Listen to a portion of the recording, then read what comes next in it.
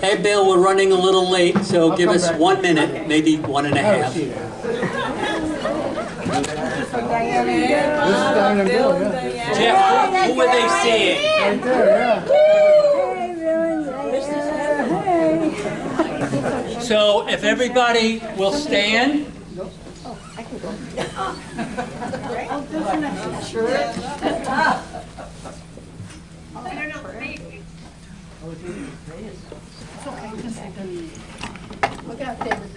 Beloved of the Lord, Baba ki jai. beloved Baba ki jai. beloved Avatar Mayor Baba ki jai.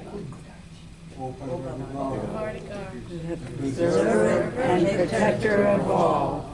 You are without beginning and without end, non-dual, beyond comparison, and none can measure you.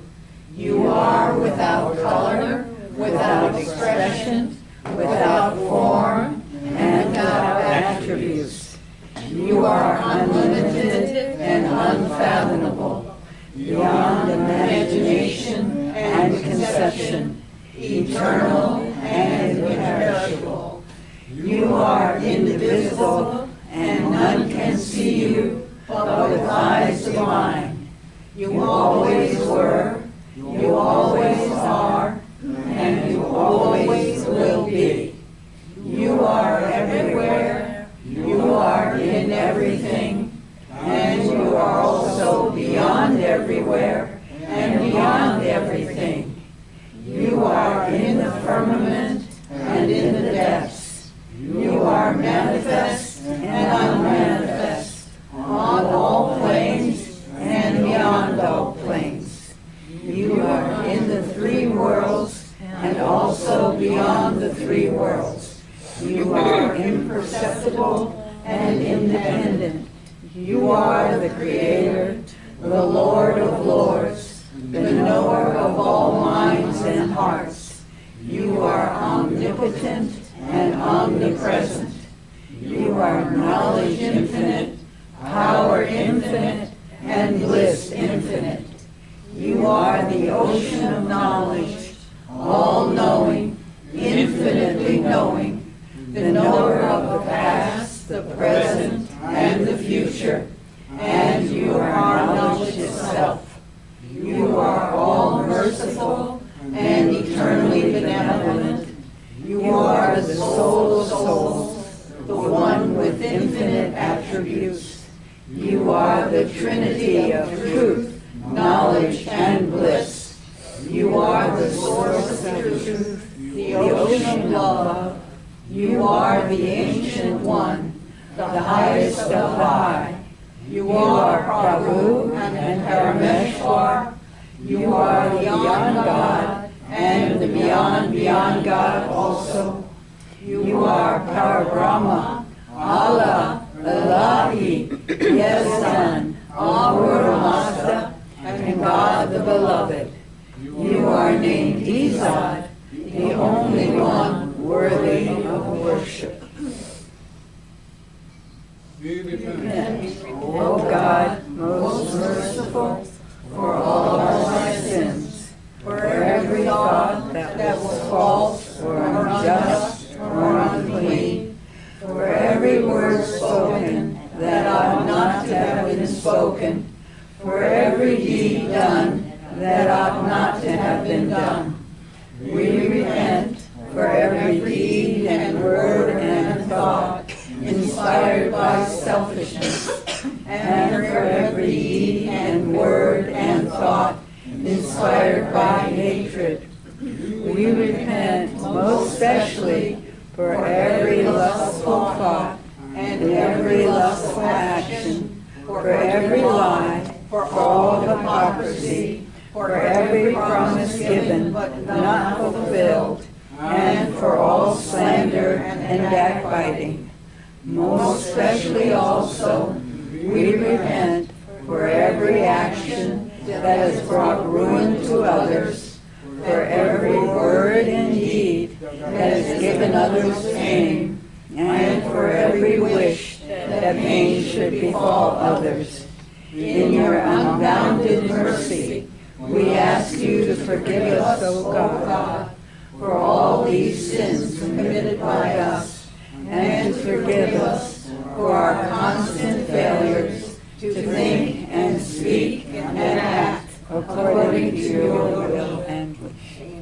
Beloved God, help us all to love you more and more, and more and more, and still yet more, till we become worthy of union with you, and help us all to hold fast to Baba's Daman till their very end.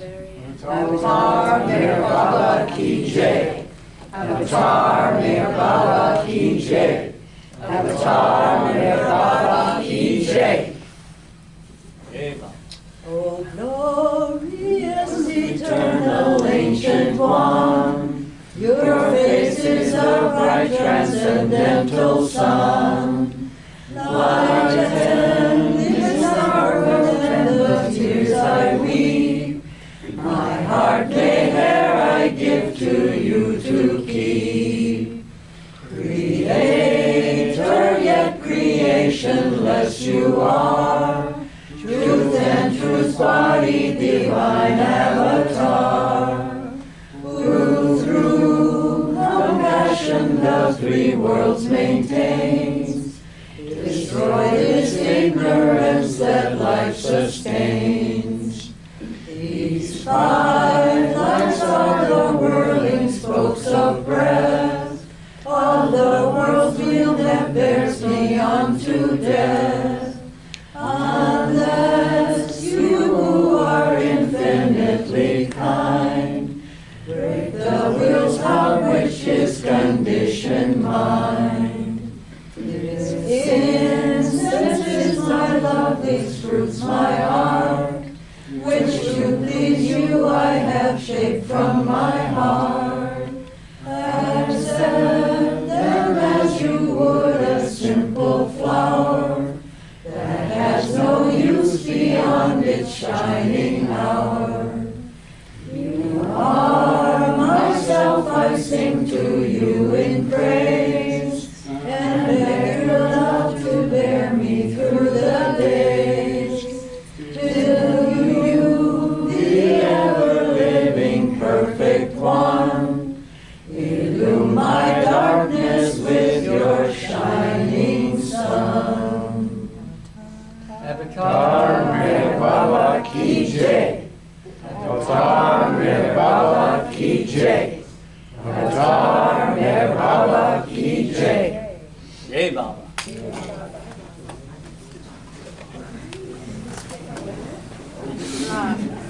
So the program tonight, I'm up on the stage.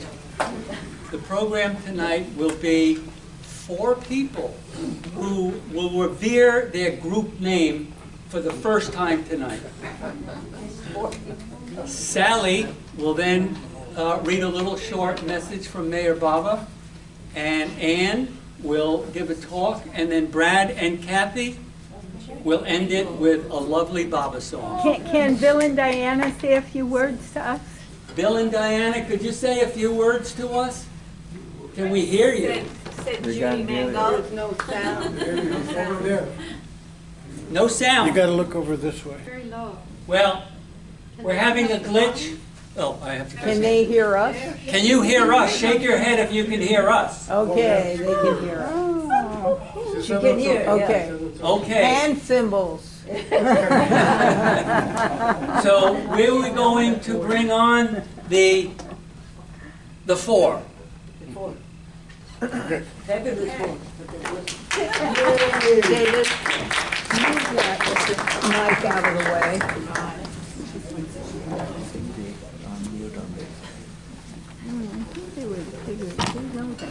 Yay! Oh, they'll say a few words now. Okay, so did you want to say something, Bill?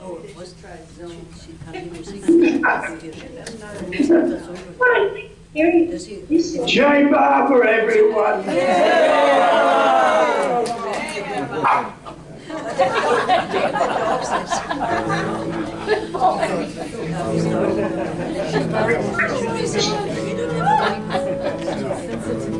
So anyway, our name, it came to me the other day, I almost forgot. We're the ancient ones.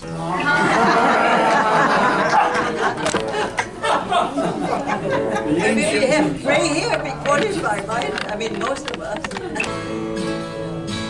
There was a time gone by when my heart brushed the sky, and simple love was the love I knew.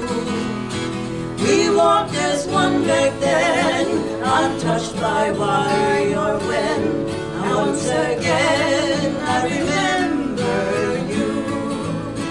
We danced, we clicked our heels, we dreamed in feathered fields, and told the stories that lovers tell.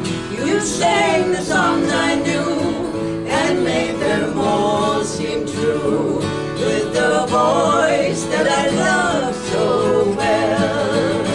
Did I ever tell you your name was music to me? Did I ever show you from the start? Did I ever know you would fly or fly away? Did I ever offer you my heart? Oh, but we were younger then, and touched by restless winds, the vivid colors of love turned blue. Now I wonder how you've grown, and what the roads you've known, and once again I remember you.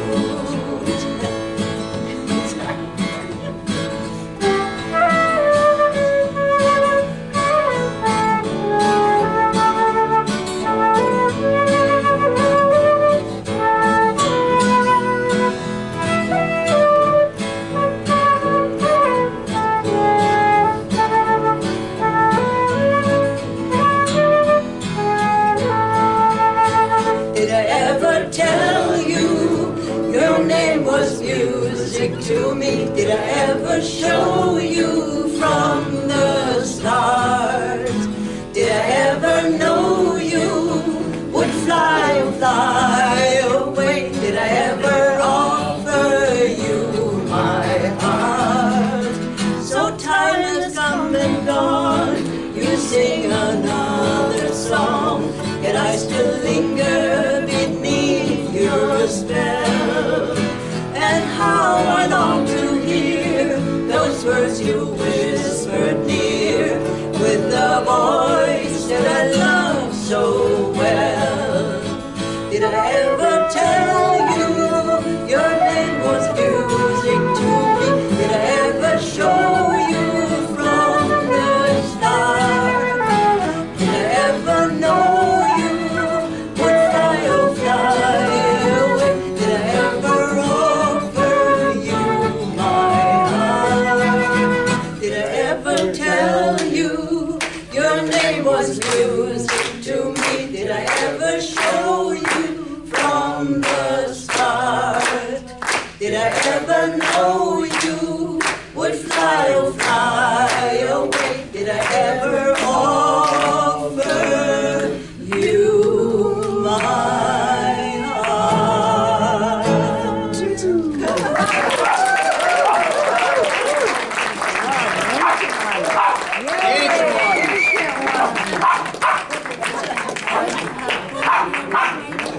Sal, we'll have to go up. Go ahead. You mean that picture?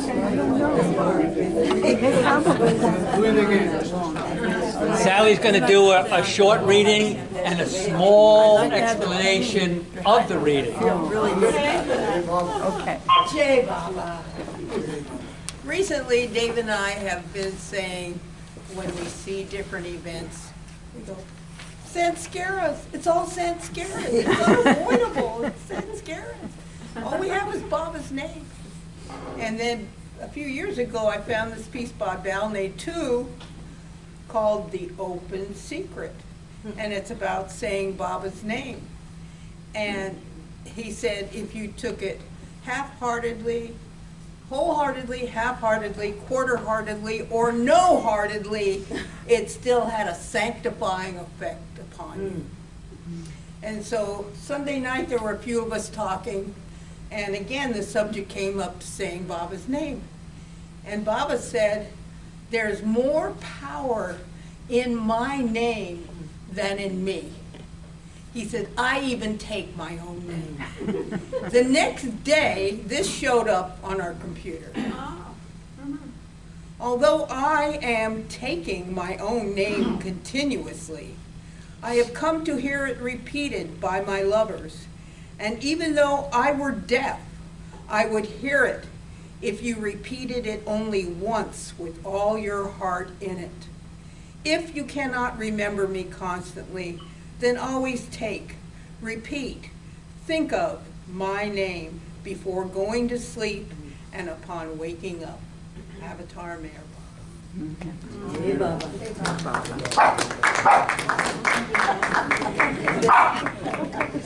Could I get a volunteer to help me? I'm gonna move that chair up there for Ann. Ann, you're on. Say Baba. Hey, Baba. You're leaving tomorrow. Well, a lot of you have probably already heard what I. Not me. No. No? Oh, there's some new people here? Yes, I am. Oh, that's good. Well, some of it's old stuff, but anyway, I like to tell our family story because it goes back, and I wouldn't be here without them, right? So I also have pictures, so I like to do kind of a show and tell. I don't know how we're going to do that, but maybe you can hand them around. So most of you have probably heard of Meredith Starr, and that's probably where our family story starts. Baba had sent one of his disciples called Rustam over to England in 1928 to find some boys for his school in England. And Rustam didn't find any boys, but he did meet some people while he was there. One of them was Meredith Starr, who was a spiritual seeker at the time. And when he heard about Baba, he was very interested.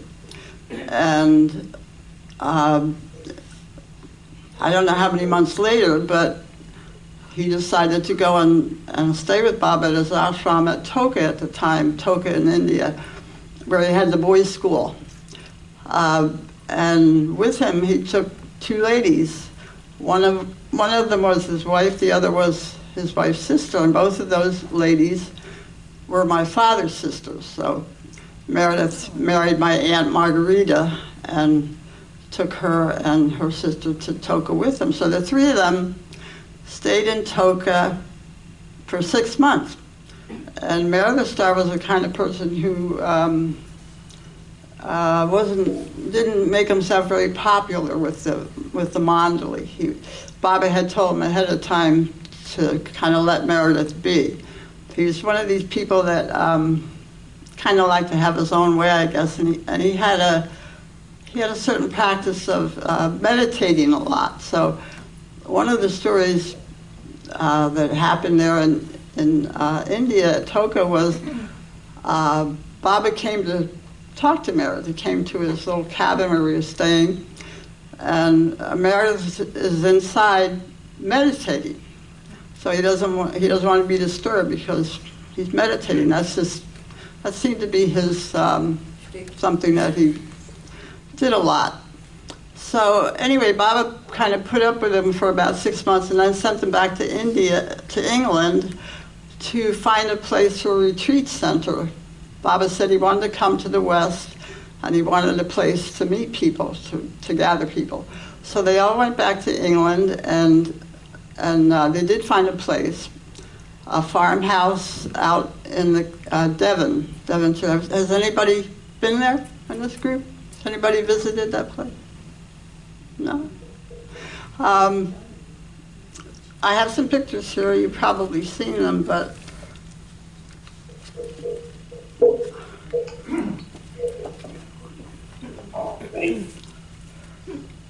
I'll send them around. What's the matter? Oh, wait, no, I just want to say something about it first.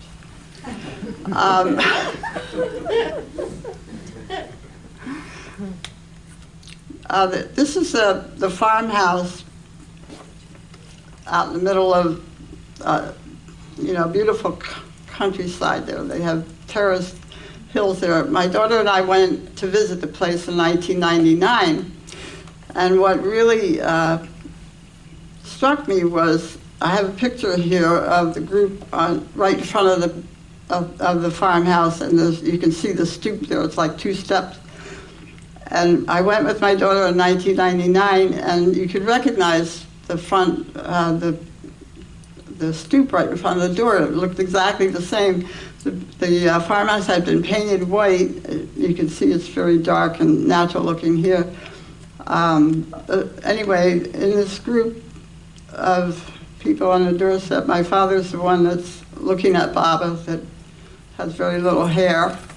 And down here, I put a couple notes on them so you'll see. So these 2 pictures, my daughter and I took when I was with my daughter. It's most incredibly beautiful country there. It's like the seacoast is right there, and it's kind of like made me think of the Pacific Highway in California. And Baba would take, when he was there, we'd take them up walking around in the hills here, and it's just incredibly beautiful. So here you can send this around if you want to. So Baba came to, Meredith had started this retreat center, and one of the first people that came to stay as a retreat was Herbert Davy, Kitty's brother. He found an ad in a magazine he was looking at, and he went to the retreat center, and Kitty, I guess, needed a place to rest up, recuperate. She'd had pleurisy or something. She needed a quiet place like that. So Herbert went and to check it out, and he and Meredith got along really well. They both talked about spirituality, and they seemed to hit it off really well.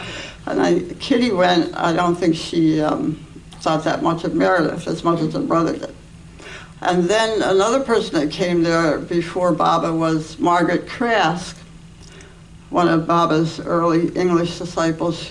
And I actually was visiting Margaret one time when she was on a center, and she told this little story. If any of you know Margaret, you know she had an incredibly dry sense of humor.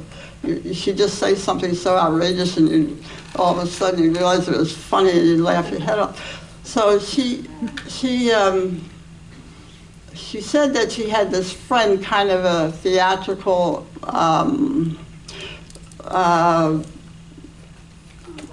the way she described her, she would wear these flowing robes and scarves, and she had bracelets all up and down her arms, and Margaret was looking for a place to rest, and she told her about this retreat center of Meredith. So Margaret said she took her to the train. Her friend took her to the train, and she had a seat, and the woman came running down the platform just as the train's pulling out, and she says, "Oh, by the way, you have to meditate 4 hours a day." Margaret was not real happy about that. But the way Margaret told it, you can picture this woman, this kind of funny lady running down the side of the train. Anyway, I got a kick out of that.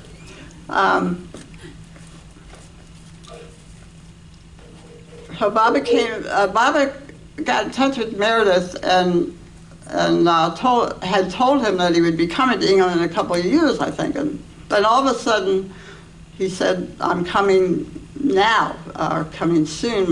Your love is calling me to the West." So people didn't expect him to come that soon, and there were people in America who were going to come over to the retreat center to see Baba, but then at the last minute, Baba decided to go to America, so they had to stop them from coming. And my father, one of the things that I like to remember about him is that he played the bagpipes for Baba. He was a Scottish English descent, and he played the bagpipes quite well, I guess. Or I know he did because I heard them. Anyway, there's a couple of pictures here that were, there was a lot of news coverage. Bobby came there the first time in 1931, but these pictures of him playing the bagpipes were in 1932. He came back, he came in the fall of 31 and then back in the spring of 32. And there was very little publicity the first time he came, but the second time there was a lot of newspaper coverage and a lot of reporters were there.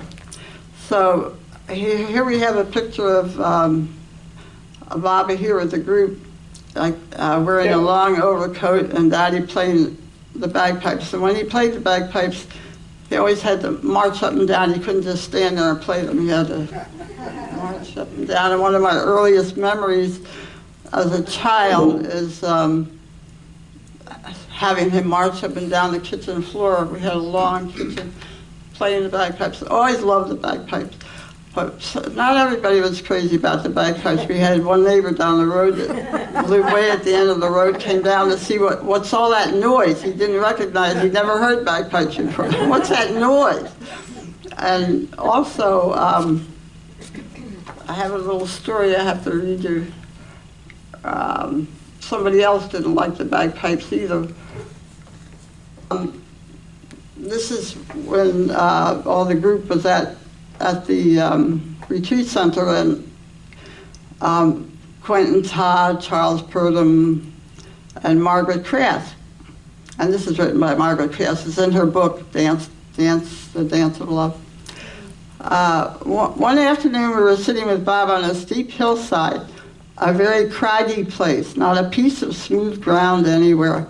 Suddenly Bob's face lighted up as if he had a world-shaking inspiration. And he spelt on the alphabet board, "Margaret shall dance for me." Now, you have to remember that Margaret was a classical ballet dancer. I was horrified. First, there did not seem to be a flat piece of ground anywhere on which one could dance. Second, I had on clumping country boots and a tightish, thick tweed skirt in which it was impossible to lift a leg or step out. And third, I was convinced, rightly, that I should make a fool of myself. And I wish to say that in all... We lost Diana, don't worry, she's going to come back. I wish to say that in all the years I was with Baba, I never did dance my best for him. There was always a snag, no music, no space, nothing that is essential for one to perform as an artist. On this occasion, all my pride and work came to the surface and had its first battering from Baba. It was rather like being a goat. From crag to crag, I leapt, accompanying the leaps by a few flappy arm movements. No meaning at all. It could not have been worse, and it certainly did not help when Kenneth Ross produced his bagpipes and started them off whining and wheezing. Didn't like the bagpipes at all, but I can't imagine. I can just picture the scene of this rocky hillside, and here she is, dressed like this and trying to dance, and then the bagpipes on top of it. It must have seemed to some of the people there that this strange woman was slightly unbalanced. I wondered myself. Great story. So I'm going to send this picture around too. There's this is in the 90s, the way it looked in the 90s. And there's another picture here of Daddy piping Bob on board the ship when he was leaving England. It's the SS Bremen here. And I'm going to just read one more thing about the bagpipes, and then I got to put them away. But this is from a newspaper, one of the newspaper articles. There was several reporters there. This is written by the Ilfracombe Chronicle, April 22nd, 1932. Residents of Combe Martin. Combe Martin is the name of the village near where this farmhouse is located. were shaken out of their usual stoic calm on a typical Sunday afternoon by the arrival in the village of Sri Meher Baba, claimed by all his devotees as the new Indian Messiah. The gray of the old house contrasted strangely with the color in the procession, and as the latter neared the entrance, it was seen that Meher Baba was accompanied by his personal servant and secretary, an Indian, and that Mr. and Mrs. Meredith Starr, the leaders of the Coombe Martin colony, were holding his arms as he walked through muddy lanes and over wet fields. As Sri Meher Baba came close to the house, Mr. Kenneth Ross, a Scotsman and brother-in-law of Mr. Meredith Starr, rushed to the terrace fronting the house and set up a wild skirling of the bagpipes. Never in all the long centuries of its history had East Shallicombe Farm seen such a strange company enter its portals. But the strangest scene came when 7 Indians rushed across the yard, gesticulating wildly and talking in their own language, and greeted Sri Meher Baba. But he ends up saying that, this reporter, one thing that struck our representative was the obvious sincerity and kindness of all the people staying in the retreat. But there were several articles about him, quite a bit of publicity at the time. So we're going back to 1931. The bagpipe incidents were in 1932, but I just wanted to bring that up. As I mentioned, Baba, after he was at the retreat, decided he was invited by someone to come to America. And they didn't expect that he was going to do that. And in the meantime, there were some people in America frantically getting ready for his arrival. Somebody by the name of Jean and Malcolm Schloss had a friend who had a home in Harmon-on-Hudson, I think it's about an hour out of New York City. And the woman who owned the house, Margaret Mayo, donated it for Baba's use for the whole month that he would be there. So, Baba left, I think he was at the retreat in Shallicombe about, I'm not sure, maybe 10 days or so. And I didn't mention to you when we went there, my daughter and I, how incredibly beautiful the feeling was up on the hill near the retreat center where he used to take them walking. I remember getting the same feeling that I had up on top of Seclusion Hill in India. It's just an incredible, peaceful feeling that you get there, and I think it had a lot to do with them having been there, even though it was so many years later. We didn't go until 1999. So on the other side of the ocean, the people that were getting this place ready for Baba, one of the people there was my grandmother. Her name was Mary Anton, and she happened. Can I ask you a question? Did your dad become a Baba lover then? I'm sorry, I can't hear. Was your dad a Baba lover? Yeah. I'm sorry, I didn't really get into his story except the bagpipes. He didn't talk much about his experience with Baba. My mother talked a lot about it as we were children, when we were children.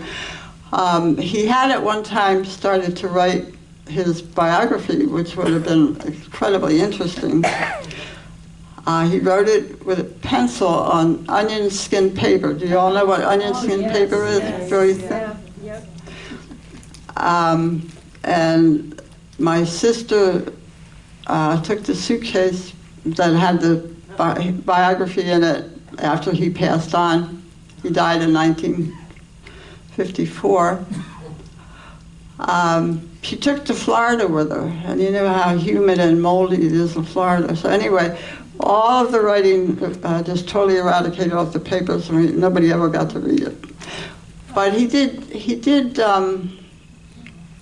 share a little with us, but not not to the degree that my mother did. He was working a lot at the retreat center. He was like one of the worker bees there. So there's not a whole lot of information. Most of the information I got from other people's writing about him being there. So anyway, getting back to America now, my grandmother had met Jean and Malcolm Schloss, who had owned a bookstore, I would call it a New Age bookstore in New York City, and she was one of the people that were helping to get the retreat center ready at Harmon for when Baba arrived. Malcolm and Jean had a list of names that they had used, a mailing list for the bookstore, and Jean and Malcolm Schloss had been in touch with Meredith in England and asked him, who they should invite to meet Baba, and he said people who had a spiritual interest. So I think they had a really large list, maybe 5,000 people, and they winnowed it down to about 300 people that they invited to meet Baba. And one of them was Jean Schloss was friends with Narina Matabelli. She personally invited Narina. And I'm not sure how Elizabeth Patterson might have been affiliated with the bookstore too, but she was one of the ones that was invited, along with others that names that you'd be familiar with. Anita DeCaro and Nadine Tolstoy.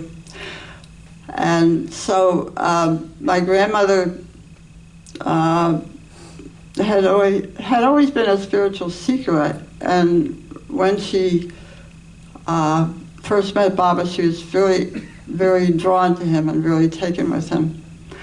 So she invited my mother to come and meet him. So my mother at the time was just 23 years old, and she had lived a very sheltered life. She had she said she never got to do anything that the floppers did. It was during the era of the flopper, the Roaring 20.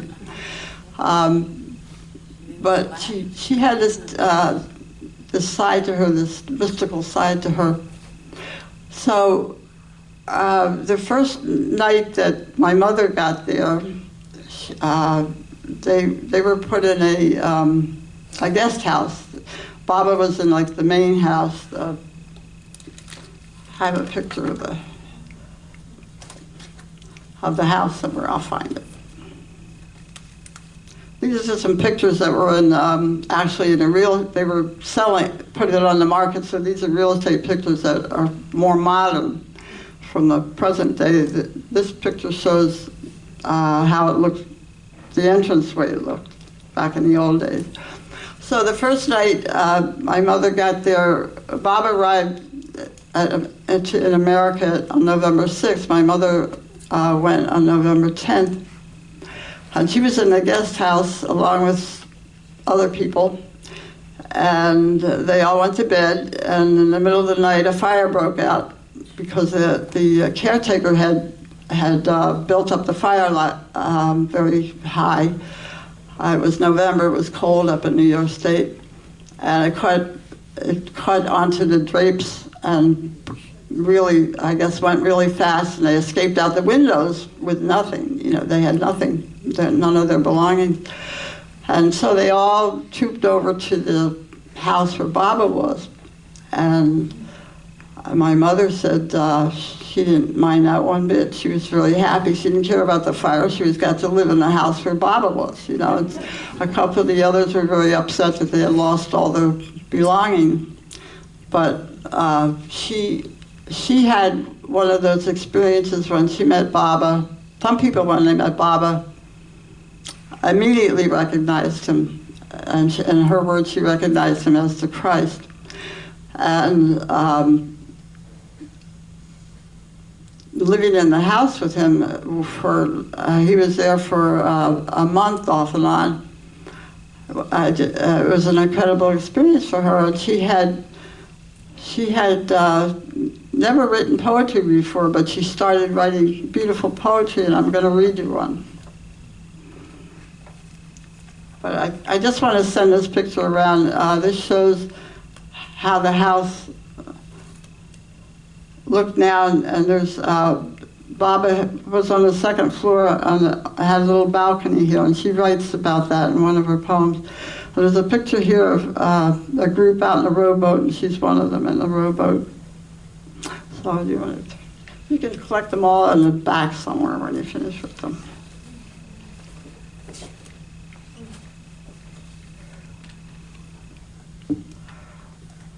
Your mother's name is? Josephine. And there's a book with her poems. Josephine Ross. The Chariot. Beautiful poems. I don't think I ever said my mother's name either, did I? No, you did. You did. No, I didn't. No, you did. You did. I did? Yeah. I don't remember. I don't know if this is the one I was going to read.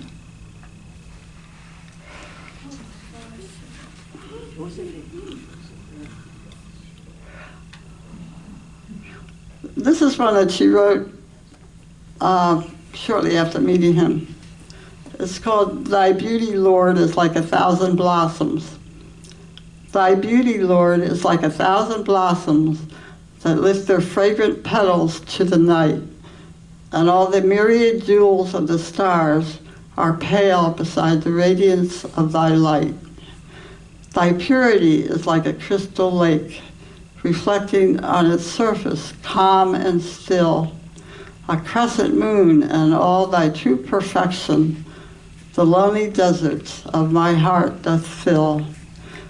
Oh, let me kneel in rapture now before thee and gaze forever on thy radiant face, eternally enchanted by thy beauty, uplifted and enlightened by thy grace. For in thy presence there is joy forever, and from earthly fetters sweet release. Let me kneel in spirit now before thee, and lightly touch thy shining robe of peace." So she said she had never written poetry before in her life, and it just kind of flowed out of her after meeting Baba. And she stayed at the house with him. She was doing typing letters because she had a secretarial background. She was a good typist. And Malcolm Schloss was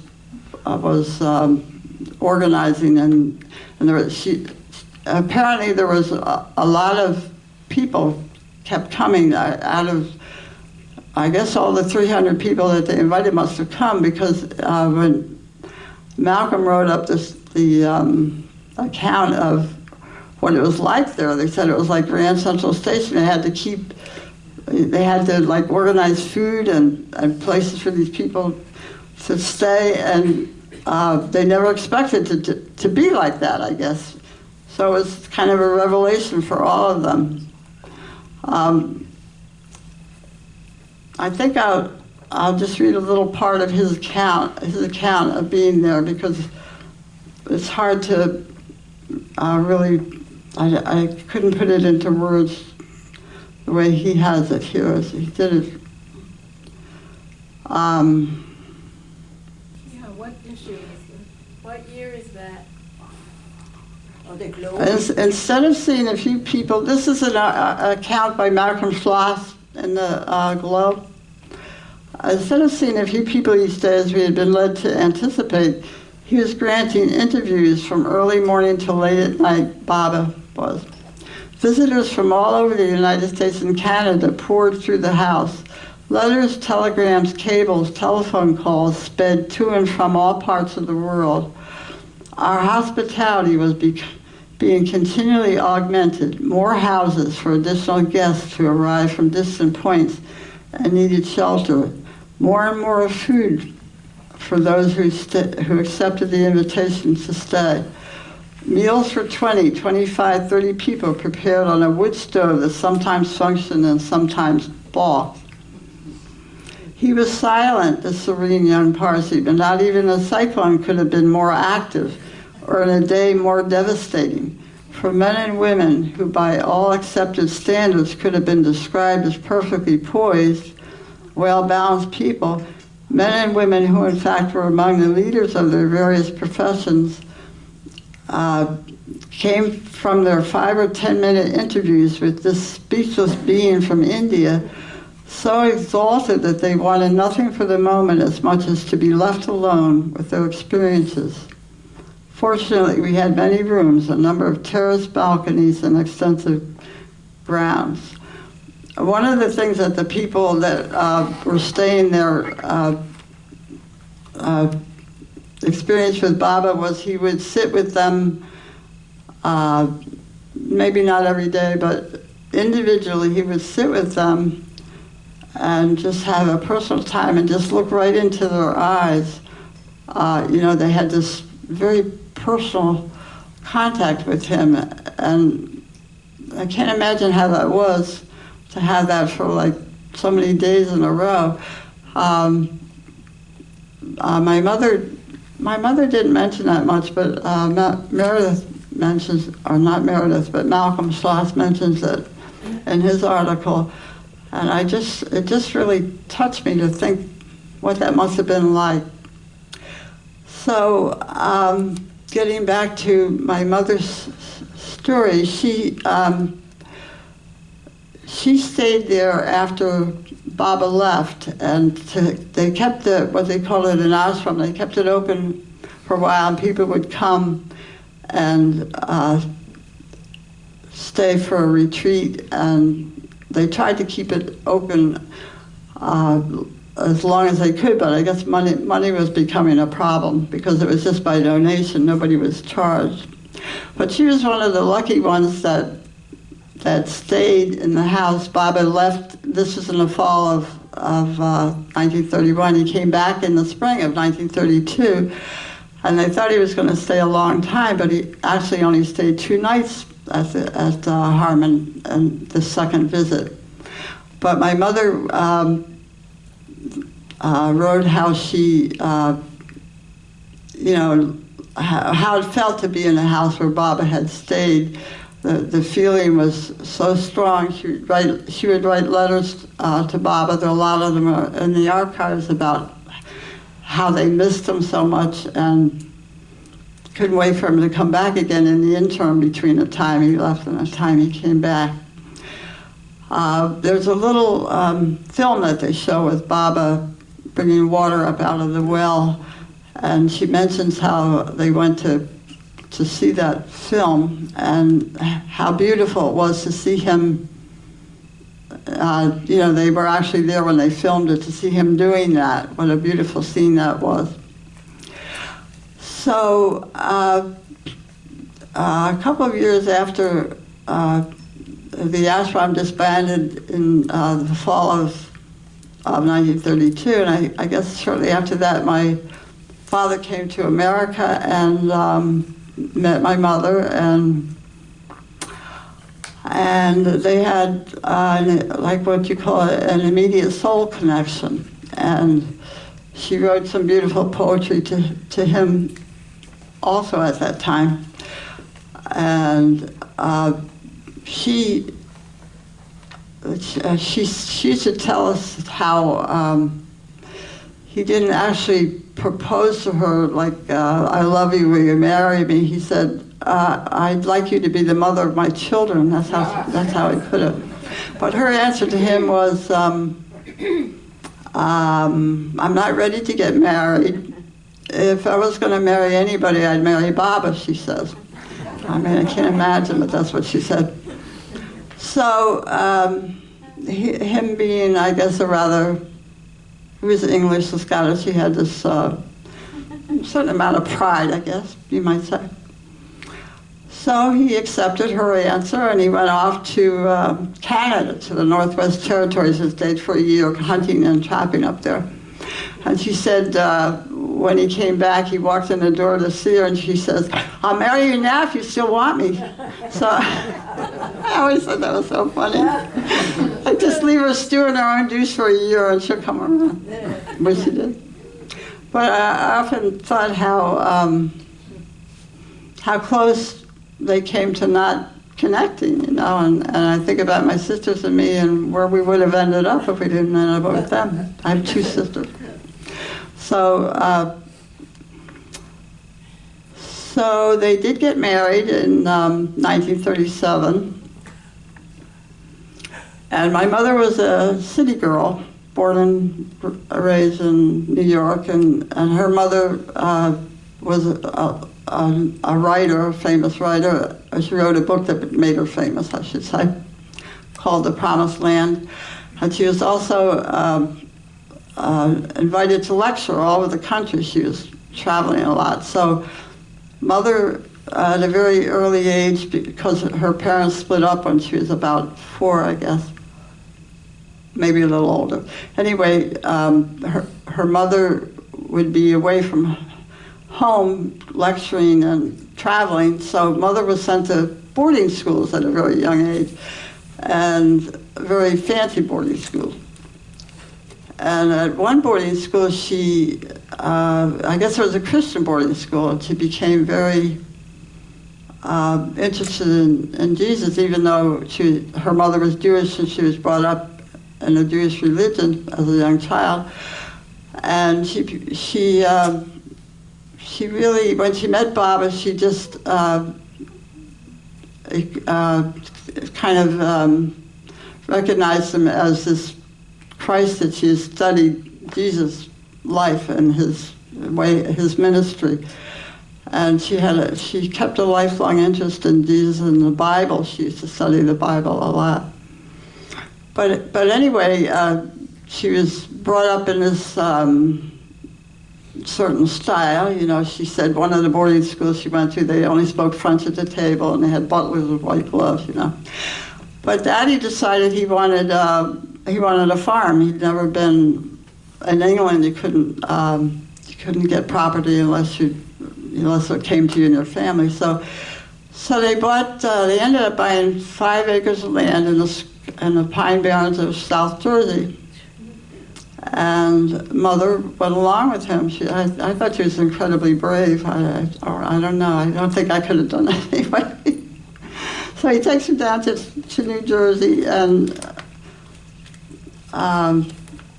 it's just a piece of land with a cabin and a tent on it. This is a picture of the cabin and the tent. This is my mother being happy. She said she was very happy. And she had,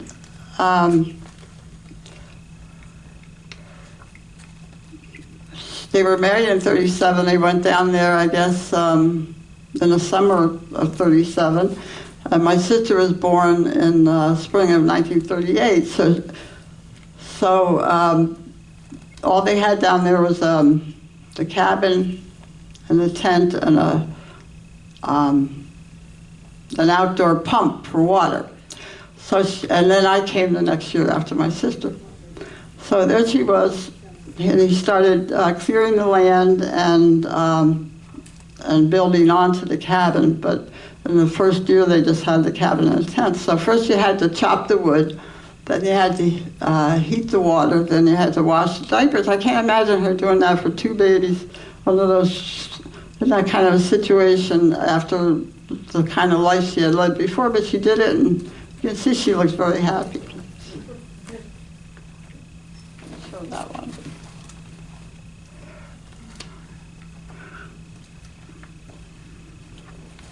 They had very little money. Mother had a trust fund that she got when she got, her mother handed off to her when she was married, $50 a month. So they went down there, and that's how they started their lives. And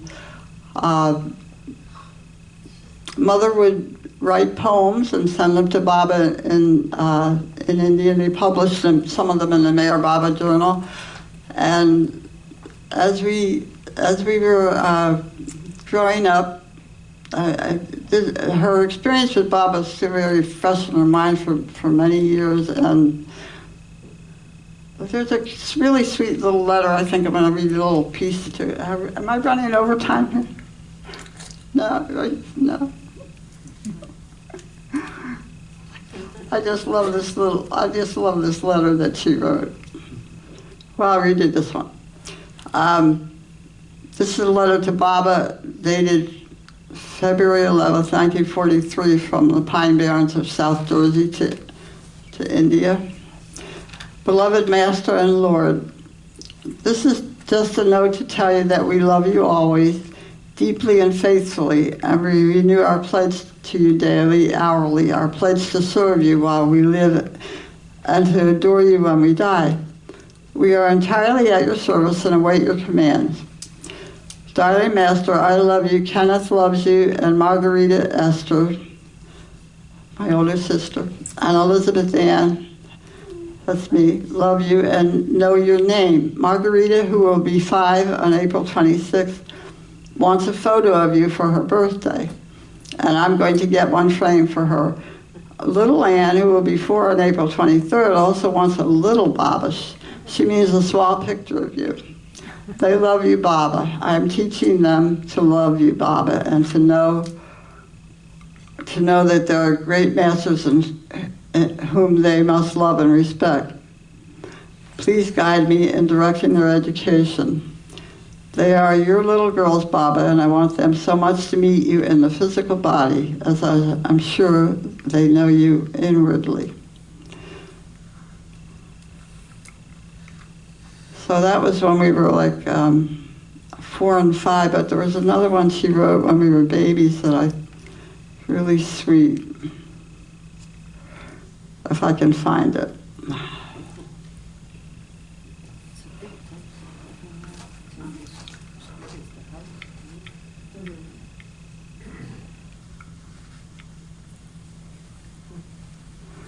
When they started their lives down in New Jersey, they had both of them wanted very much to have a retreat center there. Mother liked the idea of an ashram, and they actually wrote to Baba and told him what their plans were, and they were trying to get other people at one point to come and help build little cabins, and it sounded maybe like a mini spiritual center, like our Mayor Spiritual Center there, but they never had any funds to put anything into, to make it happen.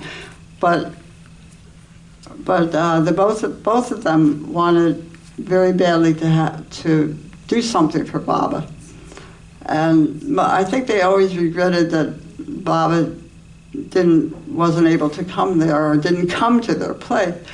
But years later, I had this really clear dream of Baba, and I don't dream of Baba very much, and this was, I think, the first dream I ever had of Baba. And you know, when you have a Baba dream, how you wake up and you feel so happy, and it's like it's so real. So in this dream, it was years and years later, after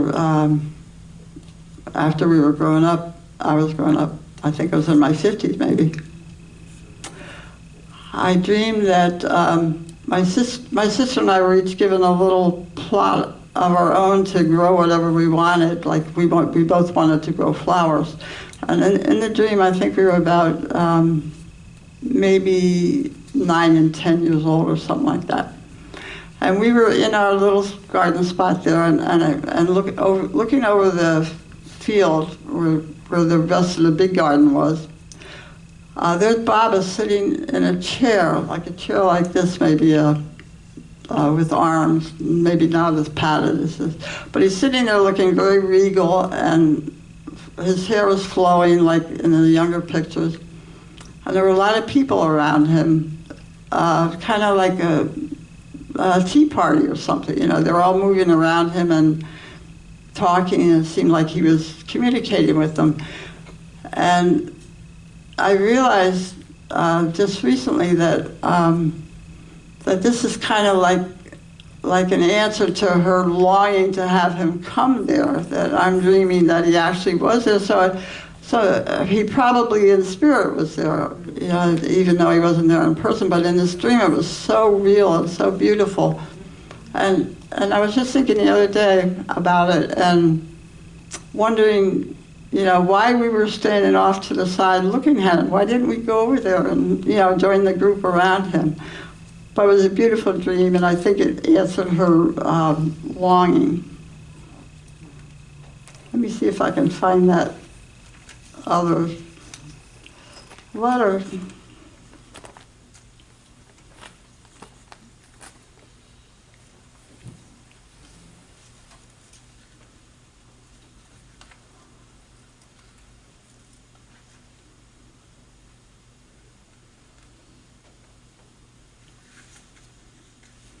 Doesn't look like it, but anyway, the gist of it was she was writing him just after, I guess it must have been shortly after her second baby came along, me, and she was writing how she would put a Baba button in the baby carriage for, you know, it had a hood over it. She'd pin a little Baba button up there. And I just thought that was so sweet because I was never aware that she even wrote letters to Baba. I don't think any of us knew because she was not a letter writer. She never wrote letters. Daddy was a letter writer. And I remember very clearly as a child how he would sit in that little cabin in the middle, and then he had built a bedroom on the back side of the cabin and a kitchen in the front. And I had the spot, it was a big bedroom, and we each had our own little corner, and I had the little corner closest to the cabin. I had the best spot because there was a potbelly stove in the cabin, and our bedroom was unheated. So we had piles of blankets and raccoon coats and everything else on us, but I used to hear that typewriter going like this. He used like a two-finger typist. It was like that, one of those old typewriters, as I'd fall asleep to the rhythm of the typewriter. So he was a letter writer in the family. He would write all over to keep in touch with people all over the world. So time went on, and they had last seen Baba in 1932. Although I think Daddy saw him again in later 30s, but Mother hadn't seen him since 32.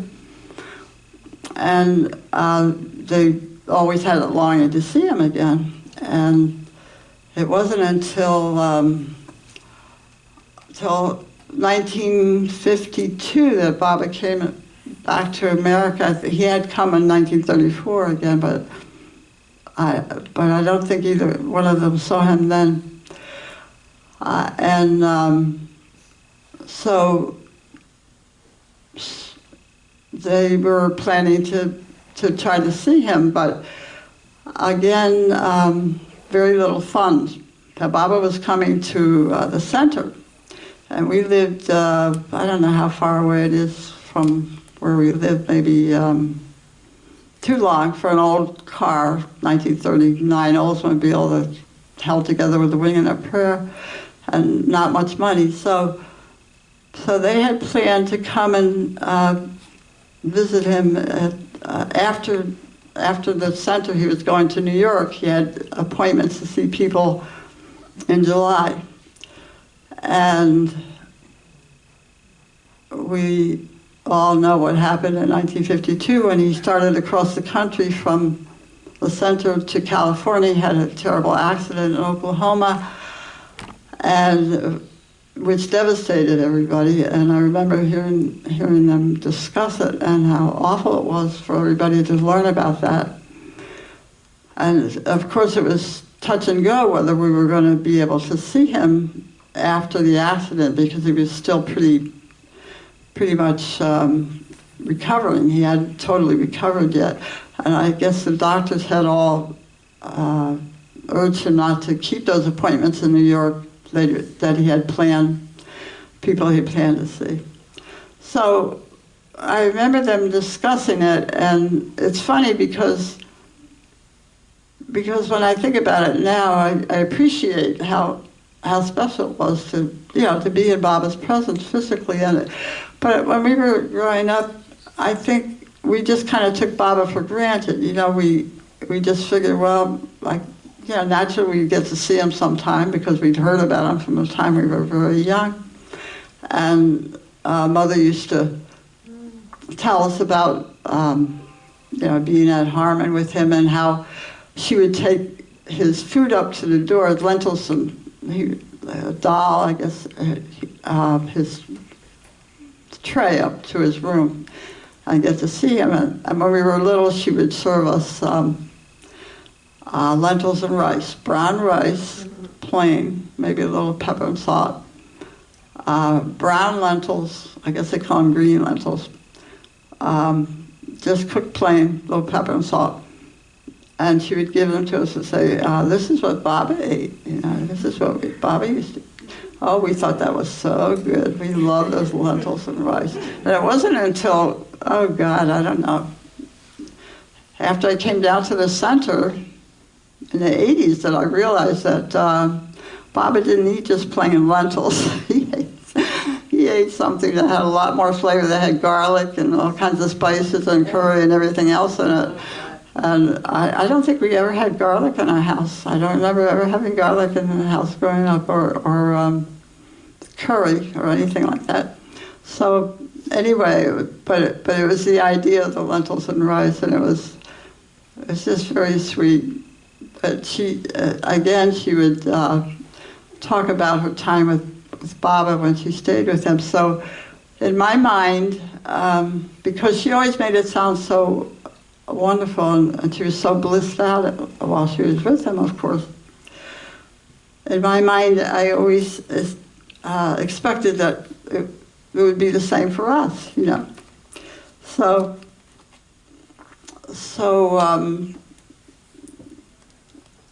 I remember our appointment with Baba was very early in the morning, because they had started a chicken farm as well as organic vegetables, and so somehow Daddy figured out that we had to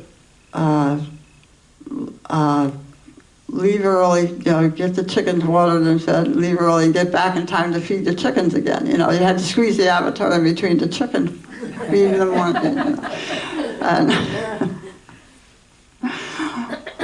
so I still remember getting up in the dark and getting in the car and driving from New Jersey to New York City, which was 150 miles away, going 40 miles an hour, because that's as fast as the car would go, or as fast as he drove. And it must have taken a long time. I don't know how many hours it was, but we were sleeping, I guess, in the back seat. So our appointment was at 7 in the morning, and apparently Baba wasn't feeling very well, and it was touch and go whether he would even come that morning. And Harmon-on-Hudson was the one who would drive Baba. He was staying out in Hartsdale, which is about an hour away from New York, I guess. And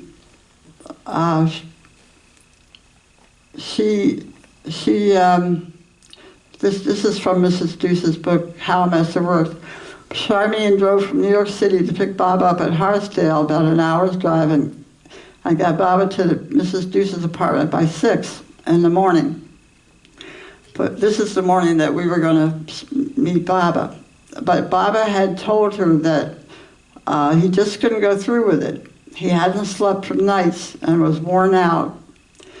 They were all frantic, but he did yield and come. So we didn't know this was going on behind the scenes. We were on our way to meet him, and quite possibly we might not have. It all seemed so uncertain, especially, because of the accident, whether they were going to keep the appointments, and then because Baba didn't feel that well that day, but he did come. So we did get to New York by 7, and My two sisters and I, of course, hadn't met him yet. My mother and father hadn't seen him since 1932, and this is 1952, and this is after his accident, and a lot of changes. And I mentioned that I was expecting to have a blissed out experience like my mother had, and we walked in there, and my father was a very, what can we say,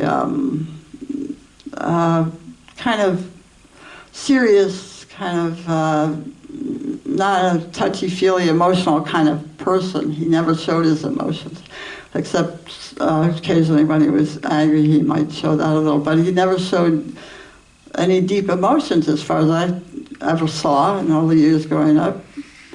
So we walk into the room, and when my father sees Baba, he just, sees him all, he still had his leg and arm in a cast. He just burst out in this most heart-wrenching, racking sobs. Just totally lost it. And I was in such shock. I mean, here I am in the presence of the Avatar. Now, it's a very special place to be, and I'm just such in shock with my father. I'm not paying any attention to Baba. I'm just like looking at my father with amazement. And later on, I asked my sister, she remembered, my older sister, about what it was like to meet him. She said, well, Mother was standing up by the head of the bed, and I was next to him and next to Baba. And my younger sister, who was 7 at the time, was sitting in his lap, she said, and you were standing there with your mouth open looking at Daddy. She said, that's how she remembered it. And, it's funny because I read all these accounts of people who remember every single detail of meeting Baba and can describe it so beautifully. But in my experience was that I remembered things that didn't happen, and I didn't remember things that did happen. It's like one of the things that stayed in my mind was that Baba was on a platform kind of at the same level as my eyes, and that I was kind of like looking up at him. And I remember once I was sitting at a table, and Sharon Shaw was sitting next to me, and I was telling somebody about this, and Darwin turns to me and he says, Ann, there was no platform in Mrs. Deuce's apartment. You were on the same level. And he explained to me that that people have that perception sometimes because you're feeling, I think so, unconsciously maybe, that you're not fit to be on the same level, that you need to be like below him. And I think maybe some unconscious level I was thinking of that. And I felt very much Baba's suffering. I felt his pain. I didn't feel that feeling of love that people experience usually when they're in Baba's presence. And it says in the accounts that the interviews were only 3 minutes long, but I felt that it was a little bit longer because I think it took longer than that to get my father back, so he could function at all, because he had to turn around and drive back home to feed those chickens, So, oh my God. So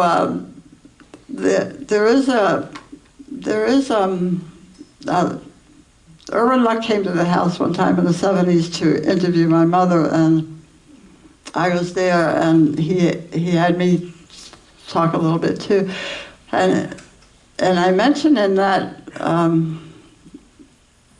that time that Baba put his hand on my head, and I have no recollection of it now, and I don't know. I'd love to know whether that really happened or not, but I think if I said it at that time, it must have. But what happens is when you're I guess when you're in Baba's presence, sometimes he would work on you while you were distracted. So I'm feeling that there was a lot of work going on while I was totally distracted. And also that whatever he does sometimes takes a long time to manifest. And I think in my case that's what happened. So we did get our time with the Avatar and drove home and fed those chickens. But Baba was very kind and let us have another experience with him in 1956 at the when Baba was in New York for a few days, and they had a dinner at Delmonico's restaurant, which my father died in 1954, and this is 1956. So my mother had started her life as a widow. She went back in the work world, and she borrowed $50 to take my sister and me to go to this dinner to see Baba, and that was an experience where Baba was glowing and love was pouring out of him, and you could just feel that in the room. It was just a beautiful experience for me and for everybody in that room. So I did get a second chance to really appreciate Baba and the love and the feeling that you have when you're in his presence. It was a beautiful experience, and I'll never forget it. Very, very special, and I'm just so grateful to my mother for making that possible for us. So I think my voice is kind of given out here, so I'm going to read another poem of Mother's and finish up. I can find, where did I put the book? What did I do with her book? In between. Oh, there it is. There it is.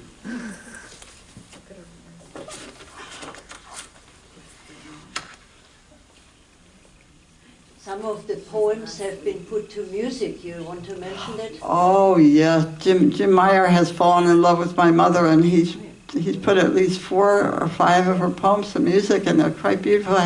Do you watch his concerts on Zoom sometime? Yeah. How about Greenstein? Or what is his name? Oh, Ron Greenstein did a whole CD of her poems. Right. Beautiful. Yeah, very nice. Bob Brown did some way in the early days that are on some of the old albums. Yeah. This one's called Attainment.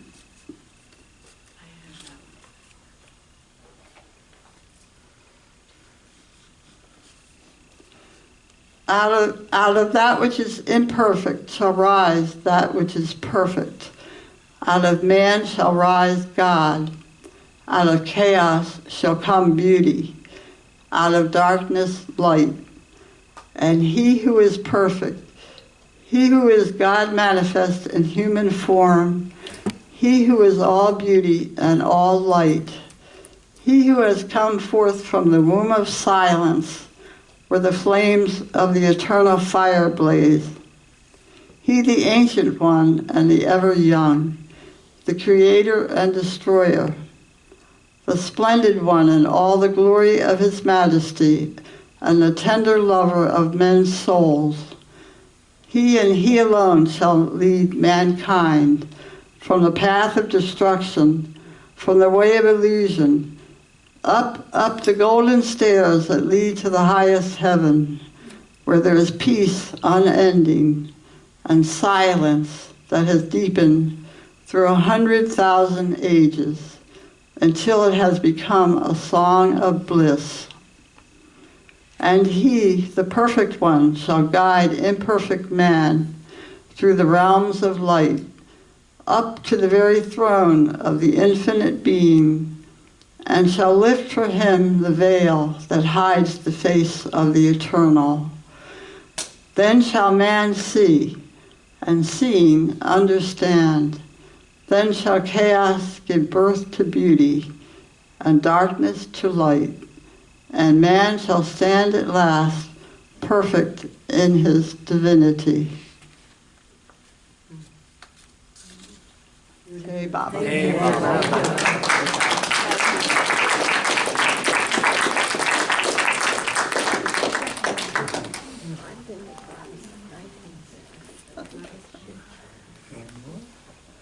on camera. Thank you, Ann.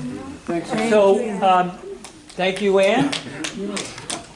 And I want to say one thing. If you get a chance to look at the book of poems that her mother wrote, and you want to cry for the love that this woman had, I cried, and I don't cry except with my goats. But all I can say is it's remarkable. And so we'll end the meeting by Brad and maybe Kathy closing it out with a tune. They didn't leave? Just Brad. Baba liked this singer-songwriter Jim Reeves. Can't hear you.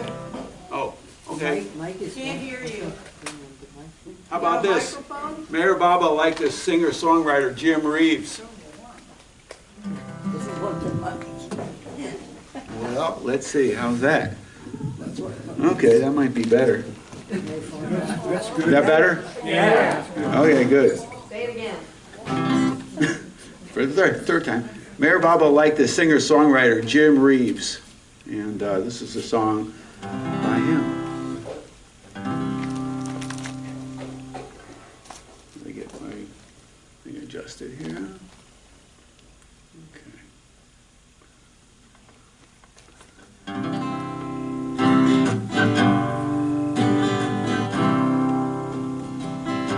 Sometimes they ask me if I'm really happy now. I say sure, I never loved her anyhow. But inside I long for you and the way it used to be. I look around and there's a heartache following me.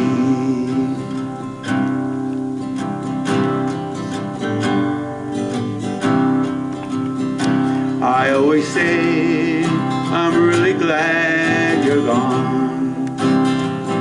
I even act like I never cared at all. But your memory lingers on, and I'm never really free. I look around, and there's a heartache following me. I pawn my ring and thing that tied me to the past.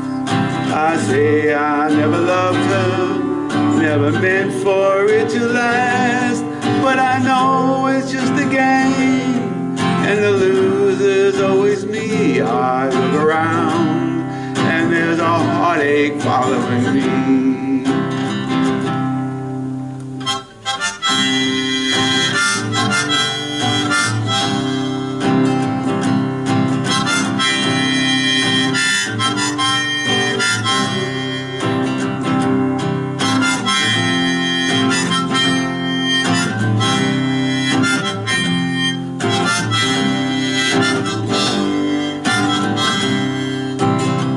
Sometimes they ask me if I'm really happy now.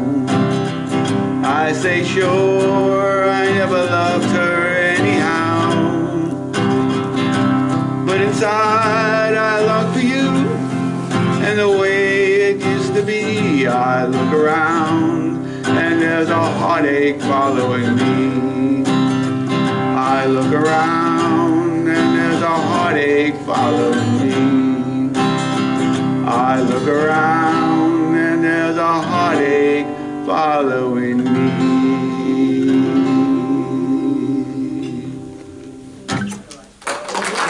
Song there, Baba DJ. So I'll end the meeting by saying, Jai Baba. Jai Baba.